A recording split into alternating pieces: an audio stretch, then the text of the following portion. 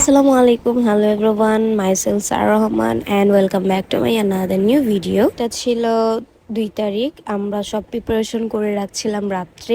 আমাদের বাসার বড় ছেলে সাহাদের জন্মদিন, তো আমি সবকিছু প্রিপারেশন করে চলে গিয়েছিলাম আমার বাসায়। দেন তোমাদের ভাইয়াকে নিয়ে রেডি হয়ে চলে গিয়েছিলাম সাফার বাসায়। দেন সাফাকে পিক করে দেন আমরা এখন আসছি আপুর বাসা। অ্যান্ড আপু এত সুন্দর এত মজার খাবার রান্না করছে গাইস, নিজের হাতে এতগুলা রান্না করেছে যা কি বলবো। আর খাবারটাও ছিল সেই লেভেলের গাইস।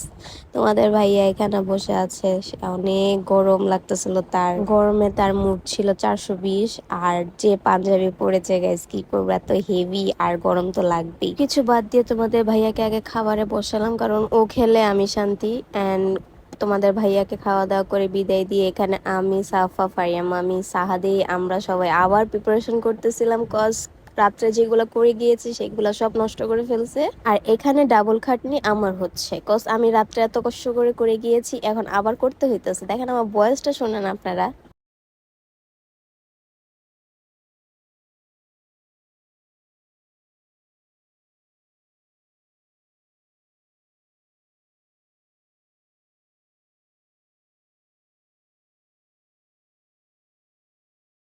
গাইস, তোমরা আমার ফেস অ্যান্ড ভয়েস শুনেই বুঝতে পারতেছো আমি কতটা পরিমাণে সিক ছিলাম ওর বার্থডেতে। অ্যান্ড আমি আবার এগুলা সব প্রিপারেশন করতেছিলাম। অ্যান্ড ডেকোরেশনটা জাস্ট ওয়াও ছিল, মারাত্মক ছিল। আমার আপু ভাইয়া তো অনেক বেশি পছন্দ করেছে। অ্যান্ড যার বার্থডে আমার বড় বাবা, সে তো অনেক বেশি খুশি হয়ে গিয়েছে।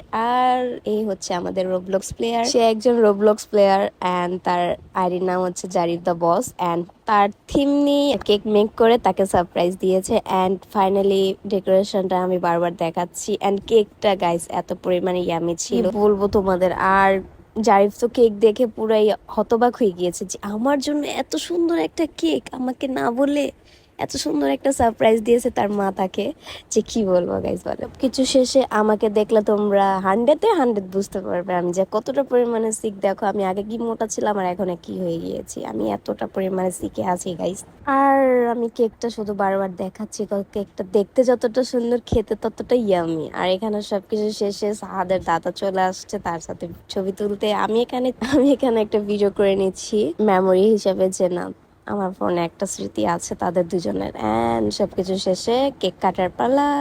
আমরা বড়রা কেক কাটি নেই, কজ আমরা তো আর পোলাপান না, তারা বাচ্চারা কেক কাটছে। অ্যান্ড আমার মামাতো বোন, মামাতো ভাই অ্যান্ড আমার খালাতো, তারা 4-5জনই কেকটা কেটেছিল। অ্যান্ড তার খুশি দেখে তার বাবা মা একদমই স্যাটিসফাই, কজ তার জন্যই এত কিছু করা, এত বছর পর তার অনেক ইচ্ছা হয়েছে। সে তার 10 ইয়ার্স ওল্ড মানে হয়েছে, এখন সে একটু বড় করে একটুই করবে।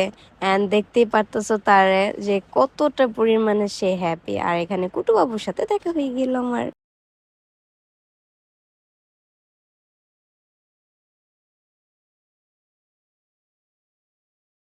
ওদের সাথে কথা বলতে বলতে তোমাদের ভাইয়া চলে আসলো। অ্যান্ড তোমাদের ভাইয়াকে নাস্তা সার্ভ করলাম। দেন তোমাদের ভাইয়া আমাকে ছাড়া তো খাবেই না, আর এখানে ওদের সাথে গেমে পড়ে গেছে, একদমই দেখতেই পারতো পারে না। তো 3জন গেম খেলতে খেলতে ফোনের মধ্যে ঢুকেছে। আর এখানে আমি নাস্তা নিয়ে বসে আছি, আমার কোনো পাত্তাই নেই গেছে। আর দেখেন আমার ফেসের অবস্থা, কি বলবো আমি।